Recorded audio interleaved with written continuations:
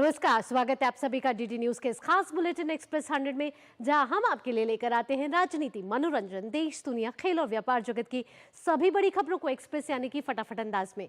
मैं हूं आपके साथ भावना नैयर, तो देखिए खबरें तेज रफ्तार से। संसद के शीतकालीन सत्र के अंतिम दिन विपक्ष के हंगामे के चलते लोकसभा की कार्यवाही अनिश्चितकाल के लिए स्थगित।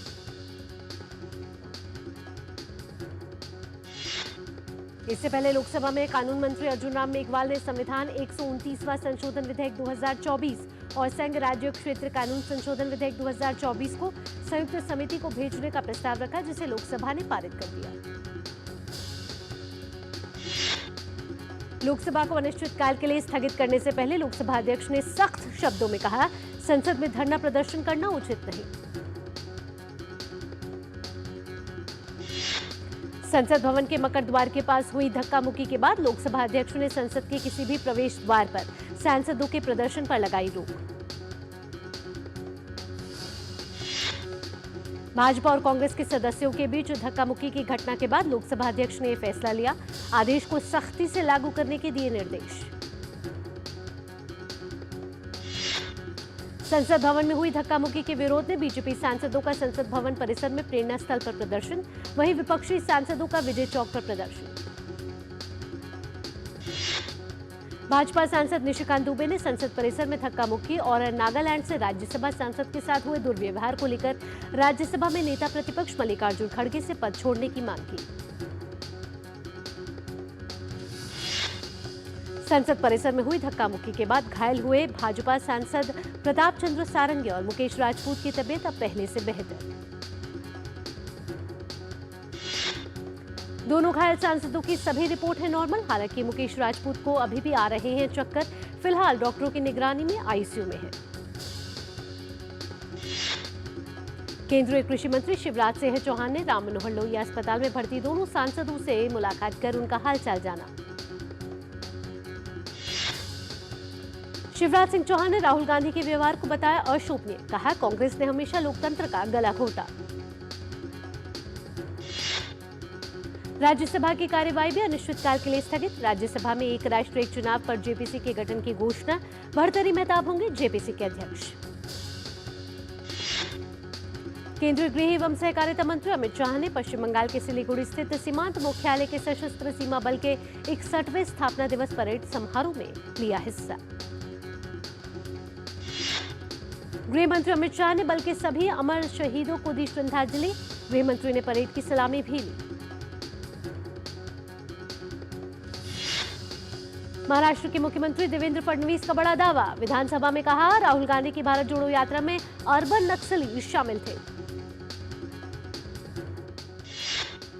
फडणवीस ने कहा उनके पास काठमांडू में हुई एक बैठक के सबूत हैं, जहां भारत जोड़ो यात्रा से जुड़े व्यक्तियों और अर्बन नक्सलियों ने महाराष्ट्र सरकार को अस्थिर करने की योजना पर की थी चर्चा।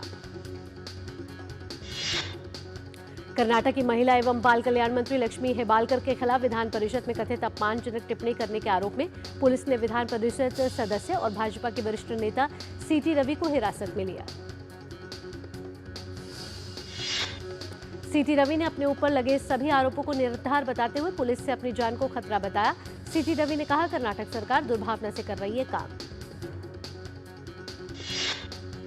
भाजपा नेता सीटी रवि पर कर्नाटक पुलिस की कार्रवाई पर लगातार उठ रहे हैं सवाल। कर्नाटक भाजपा ने एक वीडियो साझा किया है जिसमें पुलिस कार्रवाई के खिलाफ सीटी रवि सड़क पर बैठे दिखाई दे रहे हैं। राष्ट्रपति द्रौपदी मुर्मू आंध्र प्रदेश और तेलंगाना के दौरे पर हैं। राष्ट्रपति ने आज college of defence management Secunderabad को प्रेसिडेंट कलर प्रदान किया। राष्ट्रपति आज शाम ही राज्य के गणमान्य व्यक्तियों, प्रमुख नागरिकों, शिक्षाविदों आदि के लिए राष्ट्रपति निलयम में आयोजित एक एट होम रिसेप्शन की करेंगे मेजबानी। प्रधानमंत्री नरेंद्र मोदी के अनूठे संवाद कार्यक्रम परीक्षा पे चर्चा की 8वीं कड़ी अगले महीने आयोजित होगी। कार्यक्रम के लिए माईजीओवी पोर्टल पर 14 जनवरी तक पंजीकरण कराया जा सकता है। इस कार्यक्रम का उद्देश्य परीक्षा का तनाव कम करना, साथ ही विद्यार्थियों, शिक्षकों और अभिभावकों को इस अवसर को उत्सव की तरह मनाने के लिए प्रोत्साहित करना है। जयपुर में हुआ भीषण सड़क हादसा। जयपुर अजमेर नेशनल हाईवे पर आज सुबह एक टैंकर और एक ट्रक के बीच में भिड़ंत के बाद हुआ धमाका, 7 लोगों की मौत। हादसे में घायल करीब 40 लोगों को जयपुर के एसएमएस अस्पताल में भर्ती करवाया गया। इस हादसे की चपेट में आने से 20 से ज्यादा गाड़ियां जली। जयपुर अजमेर नेशनल हाईवे पर स्थित दिल्ली पब्लिक स्कूल के सामने हुए इस धमाके और आग के कारण करीब 2 किलोमीटर लंबा जाम लग गया था। राजस्थान के मुख्यमंत्री भजनलाल शर्मा जयपुर अग्निकांड में घायलों से मिलने और स्थिति का जायजा लेने एसएमएस अस्पताल पहुंचे। मुख्यमंत्री ने घायलों से मिलकर उनका हालचाल जाना। भजनलाल शर्मा ने घटनास्थल का भी दौरा किया। सीएम ने कहा, आपातकालीन सेवाएं पूरी तत्परता से कार्यरत। एएसआई की टीम आज उत्तर प्रदेश के संभल जिले में मिले शिव मंदिर और वहां स्थित कुएं का सर्वे करेगी। जुम्मे की नमाज के बाद यह सर्वेक्षण किया जाएगा। गुरुवार को राजस्व विभाग की टीम ने प्राचीन मंदिर परिसर का दौरा किया और मंदिर और कुएं की फोटोग्राफी और पैमाइश की। मंदिर के अंदर शिवलिंग, हनुमान जी, नंदी और कार्तिकेय की प्राचीन मूर्तियां मिली थी। वहीं प्राचीन मंदिर के पास स्थित कुएं से भी निकली थी मूर्तियां। सुरक्षा के लिहाज से इलाके में भारी संख्या में पुलिस बल की तैनाती। शांति व्यवस्था कायम रखने के लिए जिला पुलिस प्रशासन प्रतिबद्ध। संभल से सपा सांसद जियाउर रहमान बर्क की बड़ी मुश्किलें। सांसद के खिलाफ उनके आवास पर बिजली चोरी के आरोप में मामला दर्ज किया गया।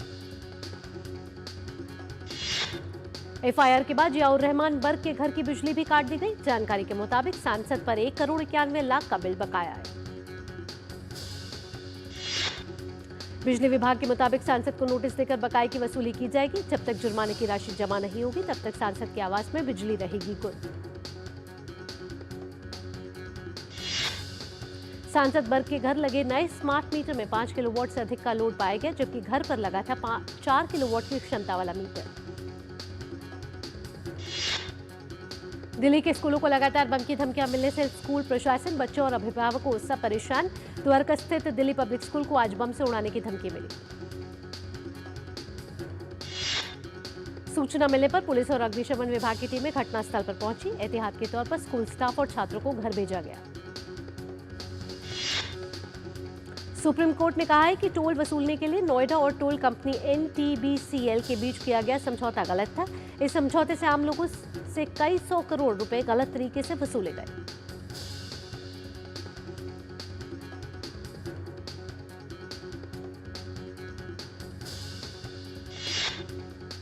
एक्सप्रेस 100 में वक्त हो चला एक छोटे से ब्रेकअप। ब्रेक के बाद भी रफ्तार भरी खबरों के सिलसिले को रखेंगे जारी। आप देखते रहिए डीडी न्यूज।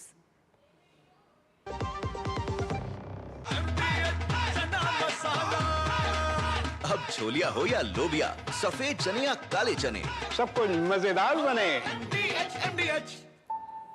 Payment fail? लेकिन पैसे तो कट गए। गई मेरी मेहनत की कमाई। हो जाएगी भरपाई, चिंता मत कर मेरे भाई। अगर डिजिटल ट्रांजैक्शन फेल हो जाए, अगर अकाउंट से पैसे कट जाएं, तो बैंक समय से पैसे लौटा देगा, वरना कॉम्पनसेशन का है प्रावधान। नहीं तो आरबीआई के ओम्बुड्समैन को शिकायत करें आप। या बिल, मेरी फीस। आरबीआई कहता है, जानकार बनिए, सतर्क रहिए। मेरी पसंद। मेरी पसंद। मेरी पसंद। मेरी पसंद। हमारी पसंद। हम सबकी पसंद। मजबूत देश का मजबूत सरिया हो गया स्टील। ब्रेक के बाद आपका स्वागत है। आप देख रहे हैं एक्सप्रेस 100। रफ्तार भरी खबरों के सिलसिले को बढ़ाते हैं आगे। जम्मू कश्मीर, हिमाचल प्रदेश और उत्तराखंड की ऊंची चोटियों पर ताजा बर्फबारी, सामान्य जनजीवन पर पड़ा प्रतिकूल असर। पहाड़ों पर बर्फबारी के कारण उत्तर भारत के मैदानी इलाकों में पारा लुढ़का। दिल्ली एनसीआर समेत समूचा उत्तर और मध्य भारत शीतलहर की चपेट में। राजधानी दिल्ली भी शीतलहर के प्रकोप से ठिठुर रही है। दिल्ली में आज सुबह का अधिकतम तापमान 10 डिग्री सेल्सियस दर्ज किया गया। पंजाब, हरियाणा, राजस्थान, उत्तर प्रदेश, मध्य प्रदेश, छत्तीसगढ़, महाराष्ट्र और तेलंगाना के कई हिस्सों में तापमान में भारी गिरावट। सर्दी के सितम से ठिठुर रहे हैं लोग। वहीं उत्तर भारत में कोहरे ने मचा रखा है कहर। पश्चिमी उत्तर प्रदेश के कई जिलों में दिखा कोहरा, यातायात पर भी बड़ा असर। जीएसटी काउंसिल की 55वीं बैठक आज से जैसलमेर में आयोजित होगी। केंद्रीय वित्त मंत्री निर्मला सीतारमण की अध्यक्षता में होगी बैठक। बैठक में राज्यों के वित्त मंत्री, वित्त विशेषज्ञ और अधिकारी होंगे शामिल। बैठक में आगामी वित्त वर्ष 2025-26 के आम बजट के लिए वित्त विशेषज्ञों के सुझाव लिए जाएंगे। इस दौरान जीवन और स्वास्थ्य बीमा पर वर्तमान जीएसटी संरचना, दरों की तर्कसंगत बनाने के उपाय सहित अन्य प्रमुख मुद्दों पर चर्चा होने की उम्मीद है। केंद्रीय मंत्री मनोहर लाल खट्टर ने कहा, भारत दुनिया का दूसरा सबसे बड़ा मेट्रो नेटवर्क बनने की ओर अग्रसर। देश के 28 शहरों में लगभग करीब 1000 किलोमीटर मेट्रो निर्माणाधीन है।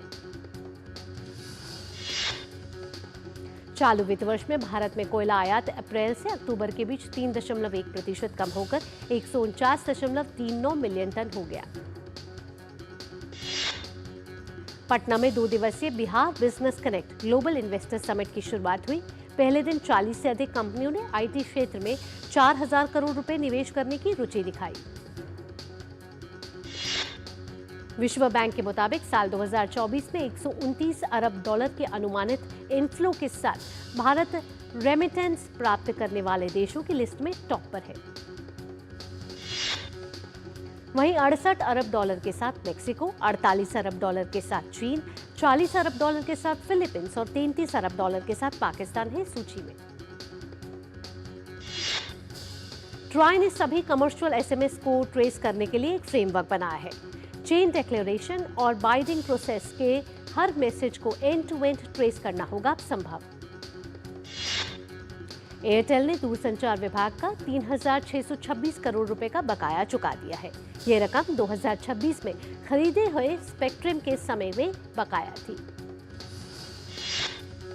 आरबीआई ने राज्य को चेताया, कहा कृषि ऋण माफी, मुफ्त बिजली और परिवहन जैसी छूट देने के सामाजिक और आर्थिक बुनियादी ढांचे के लिए उनके महत्वपूर्ण संसाधन हो सकते हैं समाप्त। पशुपालन एवं डेयरी मंत्रालय ने कहा, देश में दुग्ध उत्पादन की स्थिति स्थिर। नवंबर में दूध और डेयरी उत्पादों की थोक महंगाई दर और साथ ही खुदरा महंगाई दर में कमी रही। बाजार नियामक सेबी ने नए फंड ऑफर से जुटाते गए पैसे को एसेट मैनेजमेंट कंपनियों के निवेश करने की समय सीमा 30 दिन तक तय की।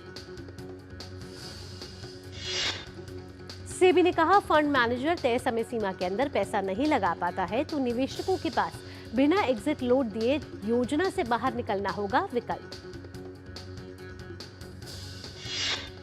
केंद्रीय राज्य मंत्री अनुप्रिया पटेल ने कहा, भारतीय मेडिकल डिवाइस सेक्टर बढ़कर 30 अरब डॉलर होने की उम्मीद।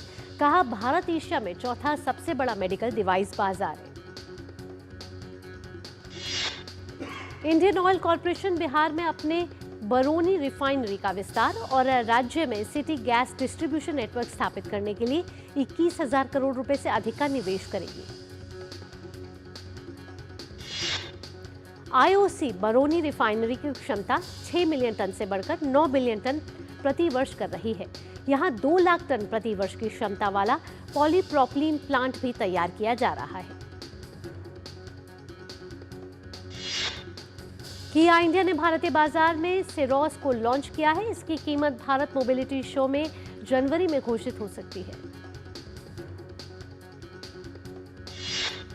भारत और एशियाई विकास बैंक ने तटीय और नदी तट संरक्षण प्रदान करने के लिए 42 मिलियन डॉलर के ऋण समझौते पर हस्ताक्षर किए हैं। इलेक्ट्रॉनिक्स कंपनी माइक्रोमैक्स और ताइवान की स्टोरेज चिप कंपनी फिसर ने स्थानीय स्तर पर एआई आधारित स्टोरेज चिपसेट मॉड्यूल के डिजाइन और मैन्युफैक्चरिंग के लिए एक संयुक्त उद्यम की स्थापना की। फ्रांस के मायोट में चक्रवात चिडो के कारण अब तक 31 लोगों के मरने की पुष्टि की गई है। चिडो की वजह से लगभग हजारों के घायल होने की खबर है। चक्रवात चिडो के कारण बुधवार देर रात असाधारण प्राकृतिक आपदा की स्थिति की घोषणा की गई। इस बीच फ्रांस के राष्ट्रपति इमैनुअल मैक्रो मायोट भी पहुंचे। नाइजीरिया में बृहस्पतिवार को दक्षिण पश्चिमी शहर इबादान में एक स्कूल के क्रिसमस कार्यक्रम में भगदड़ में कम से कम 35 बच्चों की मौत जबकि 6 अन्य गंभीर रूप से घायल। भगदड़ के समय बड़ी संख्या में लोग नकद पुरस्कार और भोजन के लिए इकट्ठा हुए थे। मीडिया रिपोर्टों के अनुसार लगभग 5000 बच्चे कार्यक्रम स्थल पर थे और मुख्य आयोजकों के कार्यक्रम शुरू होने के लिए आते ही अफरा तफरी मच गई। बसुरून इस्लामिक हाई स्कूल में कार्यक्रम के मुख्य आयोजक और मुख्य प्रायोजक नाओमी सेलेकुनाला सहित 8 लोगों को गिरफ्तार किया गया है। यमन पर इजरायली हमलों में कम से कम 9 लोगों के मरने और 3 लोगों के घायल होने की खबर है। सना के उत्तर और दक्षिण में 2 प्रमुख बिजली घरों के साथ साथ होदेदा के मुख्य बंदरगाह और तेल सुविधा पर भी हमला हुआ है। ऑस्ट्रेलिया के क्वींसलैंड राज्य में इमरजेंसी फ्लड की चेतावनी जारी की गई है। निचले इलाकों में रहने वाले लोगों से घर खाली करने की अपील की गई है।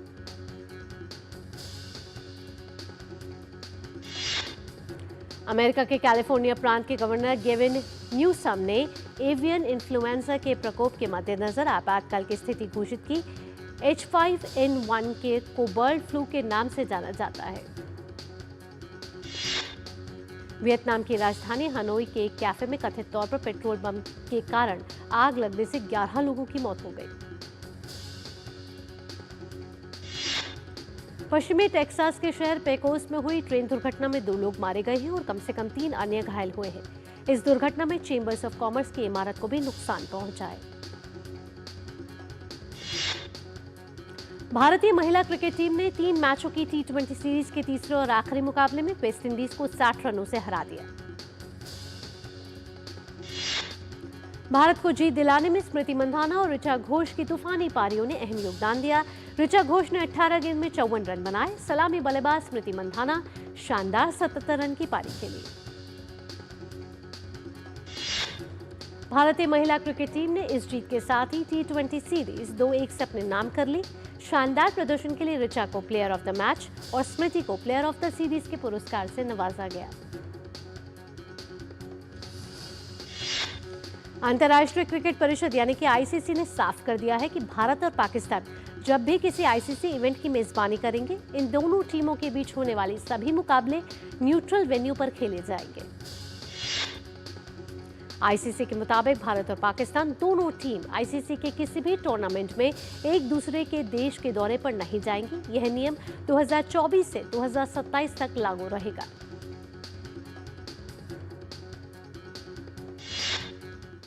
एक्सप्रेस 100 में वक्त हो चला एक और छोटे से ब्रेक का। ब्रेक के बाद भी खबरों के सिलसिले को रखेंगे जारी। आप देखते रहिए डीडी न्यूज।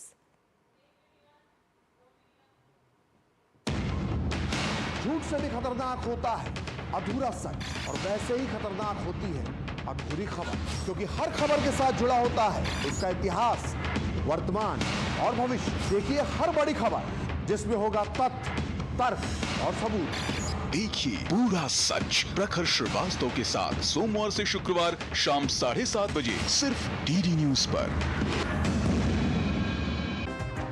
कहानी नहीं बदली, स्टाइल गया है बदल।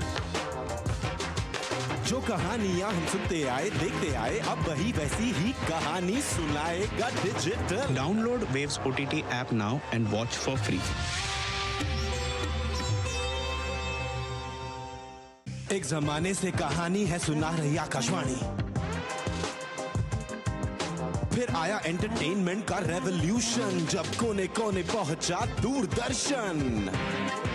कहानी नहीं बदली, स्टाइल गया है बदल। जो कहानियां हम सुनते आए, देखते आए, अब वही वैसी ही कहानी सुनाएगा digital. Download waves OTT app now and watch for free.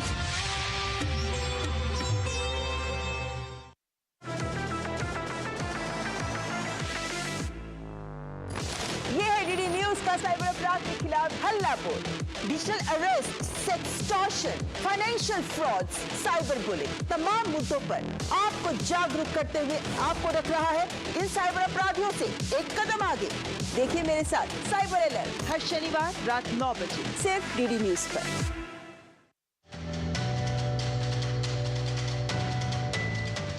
Bharat का संविधान केंद्र और राज्य दोनों में संसदीय शासन प्रणाली प्रदान करता है। संसदीय शासन व्यवस्था में कार्यपालिका विधायिका का हिस्सा होती है। इसे उत्तरदायी सरकार के नाम से भी जाना जाता है। भारत में संसदीय शासन प्रणाली ब्रिटेन से ली गई है। संविधान के अनुच्छेद 74 और 75 के तहत केंद्र में और अनुच्छेद 163 और 164 के तहत राज्यों में संसदीय प्रणाली की व्यवस्था की गई है। संसदीय शासन प्रणाली में बहुमत हासिल करने वाले दल का शासन होता है, यानी लोकसभा में सबसे ज्यादा सीटें जीतने वाला राजनीतिक दल सरकार बनाता है। इसमें मंत्रिपरिषद सामूहिक रूप से लोकसभा के प्रति उत्तरदायी होता है। संसदीय व्यवस्था में राष्ट्रपति नाम मात्र का कार्यकारी प्रमुख होता है। वास्तविक कार्यकारी शक्तियां प्रधानमंत्री की अध्यक्षता में मंत्रिपरिषद के पास होती हैं। संसदीय प्रणाली में प्रधानमंत्री वास्तविक कार्यकारी प्रमुख होते हैं। ब्रेक के बाद आपका स्वागत है। आप देख रहे हैं एक्सप्रेस 100। रफ्तार भरी खबरों के सिलसिले को बढ़ाते आगे। विजय हजारे ट्रॉफी में दिल्ली और बंगाल के बीच कल हैदराबाद में होने वाले मैच के लिए क्रिकेट खिलाड़ी मोहम्मद शमी को विश्राम दिया गया है। बंगाल क्रिकेट एसोसिएशन ने घोषणा की है। पंजाब की परनीत कौर ने सीनियर राष्ट्रीय तीरंदाजी के महिला वर्ग में 2 स्वर्ण और 1 कांस्य जीतकर कंपाउंड स्पर्धाओं में अपना दबदबा बनाया। मध्य प्रदेश की सृष्टि सिंह को हराकर परनीत कौर व्यक्तिगत वर्ग में राष्ट्रीय चैंपियन बनी। वहीं विश्व कप के कई बार के स्वर्ण पदक विजेता अभिषेक वर्मा ने उदय कंबोज को हराकर पुरुष व्यक्तिगत वर्ग में शीर्ष स्थान हासिल कर खिताब जीता। दिल्ली के अमन सैनी ने कांस्य पदक जीता। रियल मैड्रिड के इंटरकॉन्टिनेंटल कप का खिताब अपने नाम कर लिया है। फाइनल मुकाबले में रियल की टीम ने पचुका की टीम को 3-0 से हरा दिया। रियल मैड्रिड की यह इस साल की 5वीं ट्रॉफी रही। इससे पहले इस साल रियल मैड्रिड ने La Liga, Spanish Super Cup, Champions League और यूएफए सुपर कप का खिताब अपने नाम किया। फॉर्मूला 1 ड्राइवर सर्जियो पेरेज और रेड बुल रेसिंग ने 2024 सीजन के बाद अलग होने का फैसला लिया है। इस तरह से इस सीजन के बाद दोनों के बीच 4 साल की बेहद सफल साझेदारी का अंत हो जाएगा। सर्जियो पेरेज ने रेड बुल के साथ रहते हुए कई ग्रॉ प्री अपने नाम किए, कई पोडियम फिनिश की और 2 कॉन्सर्ट्स वर्ल्ड चैंपियनशिप हासिल करने में महत्वपूर्ण भूमिका निभाई। लिवरपूल की team league cup football tournament में सेमीफाइनल में पहुंच गई है। टीम ने क्वार्टर फाइनल मुकाबले में साउथहैम्पटन की टीम को 2-1 से हरा दिया। लिवरपूल की ओर से डार्विन नुनेज और हार्वे इलियट ने गोल किए। 9 नवंबर के बाद ये पहली बार है जब नुनेज ने लिवरपूल के लिए गोल किया है। लीग कप फुटबॉल टूर्नामेंट में लिवरपूल के अलावा आर्सेनल और न्यूकासल की टीम भी प्रतियोगिता के सेमीफाइनल में पहुंच गई है। विक्रमादित्य मोटवानी की most awaited web series Black Warrant का टीजर हुआ जारी। सीरीज नेटफ्लिक्स पर 10 जनवरी को होगी स्ट्रीम। लोकप्रिय रैपर हनी सिंह के जीवन पर बनी डॉक्यूमेंट्री यो यो हनी सिंह फेमस नेटफ्लिक्स पर हुई स्ट्रीम। अक्षय कुमार की फिल्म स्काई फोर्स की शूटिंग हुई पूरी। फैंस को फिल्म का बेसब्री से इंतजार। फिल्म बेबी जॉन में वरुण धवन, कीर्ति सुरेश और वामिका गब्बी लीड रोल निभा रहे हैं। सोनू सूद स्टार फिल्म फतेह का भी फैंस को बेसब्री से इंतजार। फिल्म 10 जनवरी को रिलीज के लिए तैयार। अमन देवगन की डेब्यू फिल्म आजाद भी 17 जनवरी को सिनेमाघरों में दस्तक देने जा रही है। फिल्म में अजय देवगन और डायना पेंटी भी आएंगे नजर। रामचरण और कियारा अडवाणी की फिल्म गेम चेंजर 10 जनवरी को सिनेमाघरों में देगी दस्तक। नाना पाटेकर और उत्कर्ष शर्मा की पिता पुत्र पर बनी फिल्म वनवास सिनेमाघरों में होगी release. Film Mufasa the Lion King के हिंदी वर्जन में शाहरुख खान और पहली बार उनके बेटे इब्राहिम ने मुख्य किरदारों को दी अपनी आवाज। फिल्म सिनेमाघरों में हुई रिलीज। और फिल्म दे दे प्यार दे 2 में अजय देवगन और रकुलप्रीत सिंह के साथ आर माधवन भी आएंगे नजर। फिल्म का निर्देशन अंशुल शर्मा ने किया।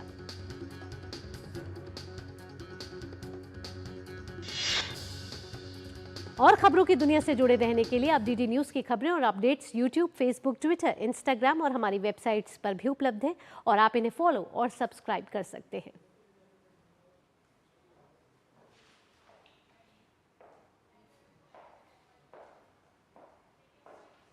इसी के साथ एक्सप्रेस 100 में इतना ही। देश दुनिया की बाकी खबरों के लिए आप देखते रहिए डीडी न्यूज। मुझे दीजिए अनुमति। नमस्कार।